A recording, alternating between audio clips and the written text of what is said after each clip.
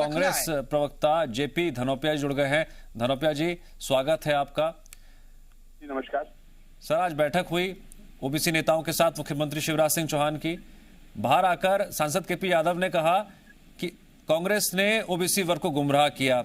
उन्होंने ये भी आरोप लगाया आप पर कि कांग्रेस ने गलत आंकड़े जो पेश किए उसकी वजह से ही ओबीसी को अब तक 27% आरक्षण नहीं मिला। इस पर आपका टेक? मैं समझता हूं कि मुख्यमंत्री बहुत दिनों से ओबीसी वर्ग को गुमराह करने का लगातार कार्य कर रहे हैं। 27% आरक्षण करने का श्रेय आदरणीय कमलनाथ जी को जाता है। आदेश पारित हुए, माननीय उच्च न्यायालय में प्रकरण चला गया और उस प्रकरण में मध्य प्रदेश सरकार ने कोई रुचि नहीं ली। 5-5, 6-6 पेशियां निकल चुकी मध्य प्रदेश सरकार की ओर से, कोई वकील एफआईआर तक दिए हुए लगातार अनुपस्थित हो रहे हैं, तारीख बढ़ती जा रही है। और पंचायत चुनाव की जो बात कर रहे हैं कि बिना 27% आरक्षण के नहीं होंगे, तो 27% आरक्षण दिलाने के उन्होंने अभी तक क्या किया है? एक भी आदेश बता दें कहां पर उन्होंने लागू किया है? जो आज स्थिति बनी हुई है, जो स्टे होने की बात है, उसमें कांग्रेस पार्टी का तो कोई रोल है नहीं। ना कांग्रेस पार्टी को डिमांड है, ना कांग्रेस पार्टी ने उसकी मांग की है।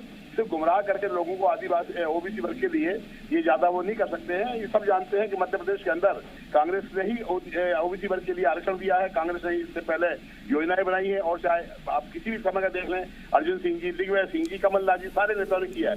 और भाई भारतीय जनता पार्टी के उलट देखें तो 3 मुख्यमंत्री हुए हैं। शिवराज सिंह चौहान से ओबीसी के हैं, बाबूलाल गौर थे, उमावती जी हैं, किसी ने भी कुछ नहीं किया। ये सारे के सारे लोग दिखावा करते हैं और घोषणाएं करते हैं। ठीक है, हमारे साथ बीजेपी से राजपाल सिसोदिया जी जुड़ गए हैं। राजपाल जी, आपका भी बहुत बहुत स्वागत है चर्चा में। राजपाल जी, यहाँ पर धनोपिया जी आरोप लगा रहे हैं कि गुमराह तो आप लोग कर रहे हैं, बैठकें जो कर रहे हैं वो दिखावा है और कुछ नहीं। आपके माध्यम से मैं बताना चाहता हूं कि मध्य प्रदेश के संवेदनशील मुख्यमंत्री जी, जिन्होंने की संकल्प आश्वास की संकल्प लाने का काम किया सदन में, इस बात को लेकर के पिछड़ा वर्ग के बिना पंचायत चुनाव नहीं हो, पिछड़ा वर्ग के बिना मध्य प्रदेश की धरती पर कोई भी योजनाएं लागू ना हो। हम तो पिछड़ा वर्ग के साथ साथ सामान्य निर्धन के लिए भी 10% ईडब्ल्यूएस के लिए आरक्षण करने वाली पार्टी के कार्यकर्ता और हमारे मुख्यमंत्री जी उस बात को आगे बढ़ाने का काम कर रहे हैं। गुमराह तो कांग्रेस ने किया, सदन के अंदर गलत जानकारी दी कि मध्य प्रदेश में 27% ओबीसी निवास करते हैं, जबकि 52% करते हैं। परंतु मध्य प्रदेश की सरकार 17 जनवरी तक मध्य प्रदेश में निवास करने वाले ओबीसी की जनसंख्या को सुप्रीम कोर्ट में प्रस्तुत करने का एक बहुत बड़ा काम करने जा रही है। मध्य प्रदेश के मुख्यमंत्री जी ने आज मध्य प्रदेश के तमाम पिछड़ा वर्ग के नेताओं को, अधिकारियों को, पदाधिकारियों को, जनप्रतिनिधियों को बुलाया है और बुला के बात करने का काम किया। और किस प्रकार से मध्य प्रदेश में ओबीसी वर्ग के हितों का संरक्षण हो, ये अगर कोई कर सकता है तो वो हमारी सरकार ही करने का काम कर रही है। कांग्रेस के मुख्यमंत्री कमलनाथ जी जब तत्कालीन मुख्यमंत्री थे, उन्होंने लोकसभा चुनाव के ठीक पहले राजनीतिक लाभ लेने के लिए गलत आंकड़े प्रस्तुत करके और ओबीसी आरक्षण का जो मुद्दा लेके आए, उससे पूरी व्यवस्था बिगड़ने का काम हुआ। ओबीसी के हितों का पर कुठाराघात होने का काम हुआ। वही लोग पिटीशन में गए, विवेक तनखा की पिटीशन में गए, उनकी वजह से पंचायत चुनाव रुके और उन्हीं की वजह से मध्य प्रदेश में ओबीसी के सीटों पर चुनाव रुकने की स्थिति हुई। वो उन्हीं की पिटीशन थी, कांग्रेस की ही पिटीशन थी, विवेक तनखा जी की ही पिटीशन थी। और विवेक तनखा जी ही उस पिटीशन को जब वापस लेने गए। सर, ये बातें पहले भी कई बार सामने आ चुकी हैं। धनोपिया जी, अब बीजेपी का ये कहना है कि ओबीसी वर्ग के हितों में लगातार हम काम भी कर रहे हैं, फैसले भी ले रहे हैं, सम्मान भी कर रहे हैं, लेकिन आप सिर्फ और सिर्फ सियासत कर रहे हैं।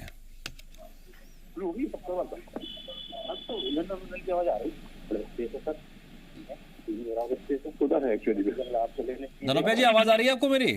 आ रही। यहाँ पे सिसोदिया जी कह रहे हैं कि आप सिर्फ सियासत कर रहे हैं, हम सम्मानित भी करते हैं ओबीसी वर्ग को, उनके हितों का ख्याल भी रखते हैं, और आप सियासत कर रहे हैं। मध्य प्रदेश की भारतीय जनता पार्टी की सरकार ने जो अभी आदेश जारी करे कि 27% लागू होगा, वो वही तो किए जो कमलनाथ जी के द्वारा आदेश पारित किए गए थे। कोई नए बात तो लेके नहीं आए ना वो लोग। क्यों गुमराह कर रहे हैं बार बार जनता के लिए? ठीक है सिसोदिया जी, यहाँ पर गुमराह वर्सेस गुमराह करने की जो सियासत है, अब बड़ा सवाल है कि आज की बैठक हुई उससे क्या निष्कर्ष निकला, क्या मकसद था? मुझसे पूछा है जी सर, आपसे ये सवाल।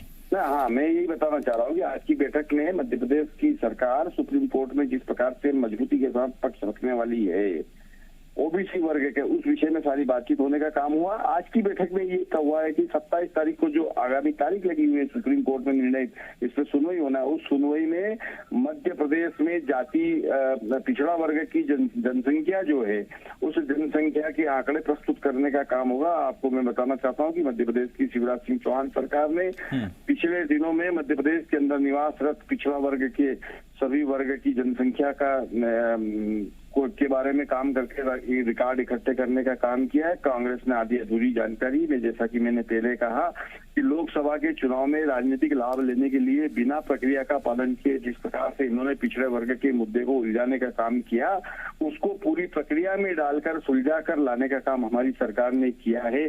हमारी सरकार ने ही वकील दलील पेश करने का काम किया कोर्ट के अंदर, और आज हम इस स्थिति में आए हैं कि कहीं न कहीं हम ओबीसी वर्ग को उनको उनके अधिकारों का लाभ दिला पाने में सफल हो रहे हैं।